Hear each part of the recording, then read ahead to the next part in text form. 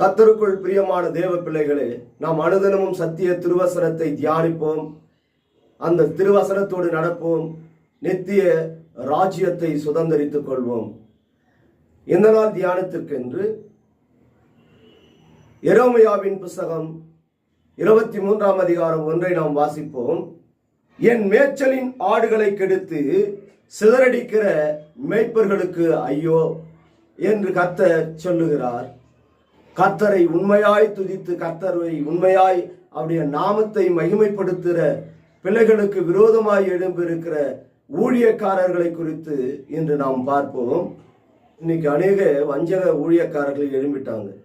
கூடுமான மட்டும் தெரிந்து கொள்ளப்பட்டவர்களே வஞ்சிக்க முடியாத காரியத்தை செய்கிற ஊழியக்காரர்கள் எழும்பியிருக்கிறாங்க. விசுவாசிகளை அவர்கள் ஏதாவது ஊழியக்காரரை குறித்து பேசிவிட்டா சபைகளிலே அவர்கள் வரும்போது செய்திகளை கொடுக்கும்போது அவர்களுடைய இருதயத்தை புண்படும்படியாய் அவர்கள் ஒருவருக்காகவே செய்தியை எடுத்து வந்து குற்றப்படுத்தும்படியாய் அவங்க இருதயத்தை நோகடிக்க முடியாத செய்திகளை அவர்களுக்கு கொடுத்து சபையை விட்டு அவர்கள் போய்விட வேண்டும் என்று சொல்லி செய்திகளை கொடுப்பாங்க. இன்னும் சில ஊழியக்காரர்கள் செய்கிற தவறுகளை அவர்கள் சுட்டி காட்டும் போது அதை இருதயத்தில் வைத்துக்கொண்டு அவர்களை மற்றவர்கள் மத்தியிலே கூப்பிட்டு கடுமையாக விமர்சனங்களை செய்து சபை விட்டு எப்படியாவது போய்விட வேண்டும் என்று சொல்லி அவர்களை கடிந்து உபதேசம் சொல்லுவாங்க.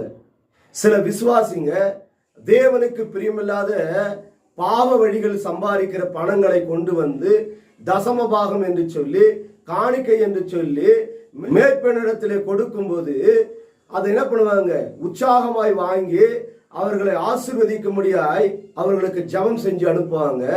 ஆனா தரித்திரத்துல, கஷ்டத்துல, உபத்திரத்துல, கண்ணீரின் மத்தியில, அவங்க படுகிற பாடுகளின் மத்தியில கர்த்தர் அவங்களை ஆசீர்வதித்த அந்த ஆசீர்வாதத்திலிருந்து கொஞ்சம் கொண்டு வந்து கொடுக்கும்போது ஏளனமாய் விசுவாசிகளை பார்ப்பாங்க.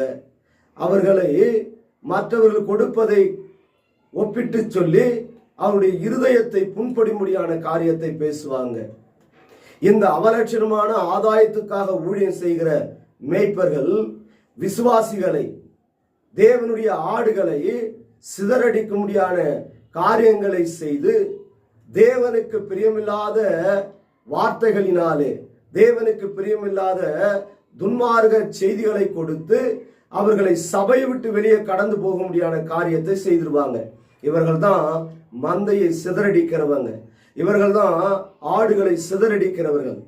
நாங்கள் கர்த்தருடைய ஊழியத்தை செய்கிறோம் என்று சொல்லி சபைக்கு கடந்து வருகிற அந்த ஆடுகளை, அந்த விசுவாசிகளை தேவனுக்கு பிரியமில்லாத தூஷணமான வார்த்தைகளினாலே அவர்களை பேசி எப்படியாவது இந்த சபை விட்டு கடந்து போய்விட வேண்டும், இந்த சபைக்கு அவர்கள் வரவே கூடாது என்று சொல்லி துன்மார்க்கமான செய்திகளை கொடுத்து சபையை விட்டு கடந்து போக முடியாத காரியத்தை செய்கிற அநேக கள்ள போதகர்கள் எழும்பி விட்டாங்க.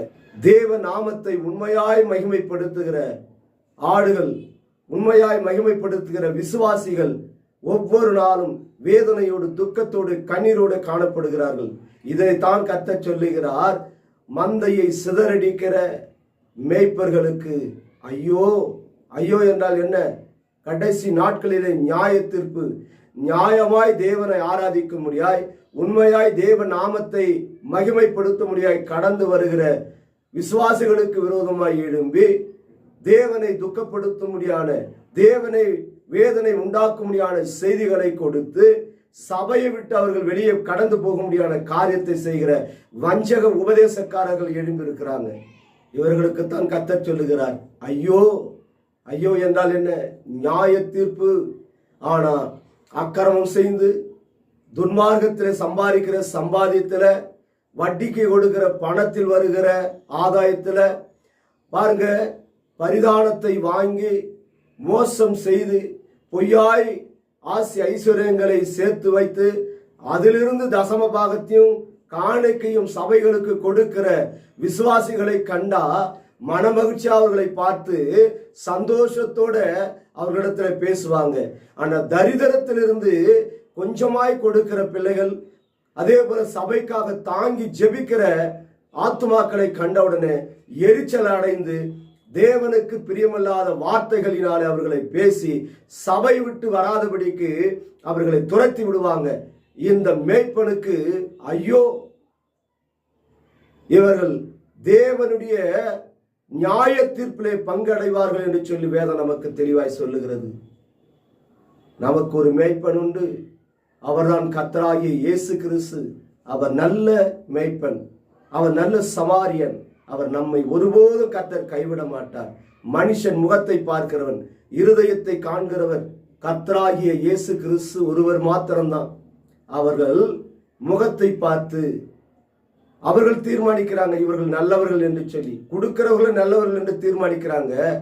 ஆனா தேவனுக்காக கண்ணீரோடு திறப்பில் என்று ஜெபிக்கிறவர்களை பார்த்தா இவங்களை ஏளனமாய் பார்க்கிறாங்க. இது நிமித்தமாய் அவர்கள் ஒருமனப்பட்டு சபைக்கு கடந்து போகாதபடிக்கு சபையை விட்டு பின்மாறி கடந்து போய் விடுகிறாங்க. அவர்கள் மனவேதனையோடு துக்கத்தோடு ஒவ்வொரு நாளும் கண்ணீரோட என் தேவனை நான் முழு மனதோடு ஆராதிக்க முடியவில்லையே, என் தேவனை உள்ளத்தின் ஆழத்திலிருந்து மனதார கர்த்த நாமத்தை மகிமைப்படுத்த முடியவில்லை என்று சொல்லி மன துக்கத்தோடு கண்ணீரோடு அவர்கள் கடந்து போகிறாங்க. இவர்களை இந்த மேய்ப்பர்கள் சிதறடிக்கிறாங்க சபைக்கு வரக்கூடாதபடிக்கு. ஆனால் யார் யாரெல்லாம் அவங்களை மேன்மைப்படுத்தி பேசுகிறார்களோ அவர்களை மாத்திரம்தான் இந்த அக்கிரம ஊழியக்காரர்கள் விரும்புகிறாங்க. நாம் தேவ சமூகத்தில் நம் தலைகளை தாழ்த்தி ஜெபம் செய்வோமா? சோதரிக்கு நன்றியோடு துதிக்கிற ஆண்டவரே, இந்த அக்கிரம ஊழியக்காரர்கள், வஞ்சக ஊழியக்காரர்கள் மத்தியிலே என் தகப்பனே உண்மையும் உத்தமமுள்ள ஊழியக்காரர்கள் மேய்ப்பர்கள் எழும்பட்டும். உண்மையாய் நோக்கி பார்க்கிற ஆடுகளை வழிநடத்த என் தேவனாகிய கர்த்தர் உண்மையும் உத்தமமுள்ள மேய்ப்பர்களை நீர் எடுப்பதற்காக நன்றி. இயேசுவின் நாமத்தில் ஜெபிக்கிறோம். ஜீவனும் பலனும் உள்ள எங்கள் நல்ல தகப்பனே, ஆமென்.